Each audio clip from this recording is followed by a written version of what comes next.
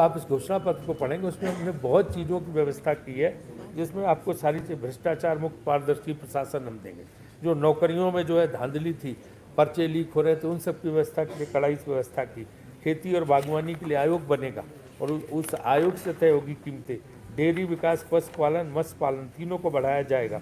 हर घर में 4 गायों तक की खरीद पर सब्सिडी मिलेगी। पशु चारा के लिए विशेष अनुदान मिलेगा जो फॉडर है।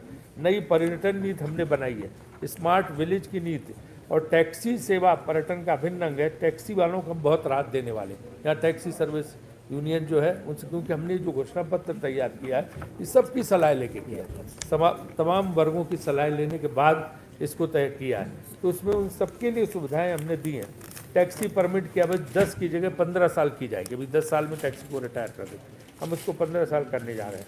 धार्मिक स्थलों को पर्यटन की दृष्टि से विकसित करने और ढांचागत विकास के लिए विधायकों को देवभूमि विकास निधि के तहत बजट आवंटित किया जाएगा, ताकि देवभूमि का विकास हो सके।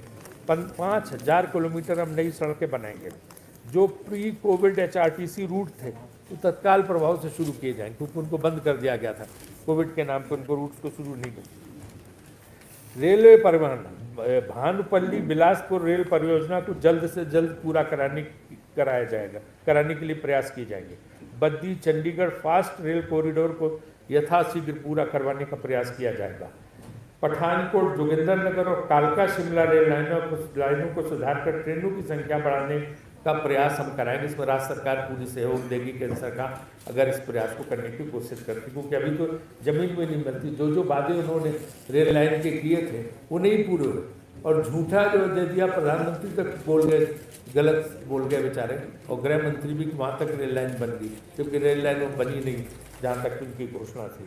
वन एवं पर्यावरण नीति भी उद्योगों के लिए विशेष रूप से, चाहे वो जो फूड प्रोसेसिंग यूनिट हो और चाहे सोलन में मशरूम, सेब और टमाटर और साग सब्जियों के प्रसंस्करण के लिए स्पेशल फूड पार्क। उद्योगों को रियायती दर पर बिजली, न्यूनतम मजदूरी बढ़ाकर 500 रुपये प्रतिदिन की जाएगी।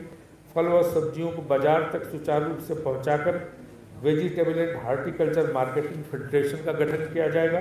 नोटबंदी और कोरोना काल में बीमार हो गए बंद उद्योगों को पुनर्जीवित करने के लिए विशेष पैकेज दिया जाएगा। हर घर को 300 यूनिट बिजली मुफ्त दी जाएगी।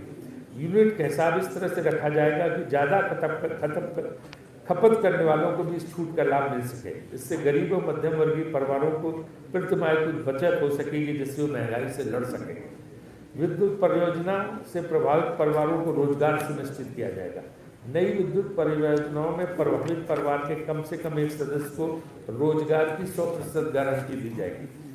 ग्रामीण विकास के लिए भी हमने इसमें व्यवस्था बनाई है। शहरी विकास के लिए हमने जनसंख्या के आधार पर पार्किंग स्थल विकसित करने का जो है घोषणा की है। मनरेगा के तहत शहरी आजीविका की योजना लागू की जाएगी। जैसे मनरेगा हम गांव में देते हैं, शहरों में भी एक तरह से मनरेगा लागू करेंगे वहाँ पे, और शहरी बेरोजगारों को काम मांगने का हक मिलेगा।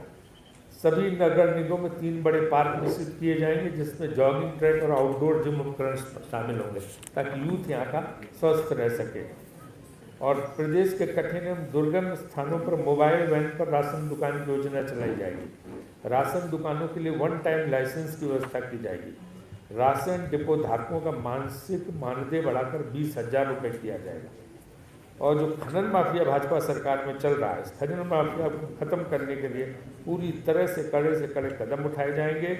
अवैध खनन में शामिल किसी भी व्यक्ति पर कड़ी धाराओं के तहत मामला दर्ज किया जाएगा और लाइसेंस रद्द कर दिया जाएगा। पानी के लिए हम रेन वाटर हार्वेस्टिंग की नई नीति बनाएंगे, और जो हिमाचलियत है उसके लिए हम सारे जो है संस्कृति और परंपराएं उनका ख्याल करने के लिए उसको भी इस योजना में शामिल किया गया। जो आप पढ़ेंगे तो आपको पता चलेगा। हिमाचली भाषा के मानकीकरण की संभावना पर विचार करने के लिए भाषा विज्ञानियों की एक समिति बनाएगी। देवस्थान और तीर्थ यात्राएं, कांग्रेस सरकार सभी वरिष्ठ नागरिकों के लिए परिचारक के साथ 4 वर्ष में एक बार तीर्थ यात्रा का खर्च उठाएगी, और यह तीर्थ यात्रा देश के किसी भी स्थान के लिए हो सकेगी, ये नहीं कि सिर्फ हिमाचल के अंदर। प्रदेश के मंदिरों को जीर्णोद्धार व नवीनीकरण के लिए बजट का प्रावधान करके राशि उपलब्ध कराई जाएगी। जो मंदिरों का ये है, राज्य समर्थित मंदिरों के वार्षिक अनुदान को दुगना किया जाएगा। मंदिर के पुजारियों को दिए जाने वाले मानदेय को दुगना किया जाएगा। धार्मिक पर्यटन को मजबूत बनाने के लिए पर्यटन सर्किट बनाया जाएगा।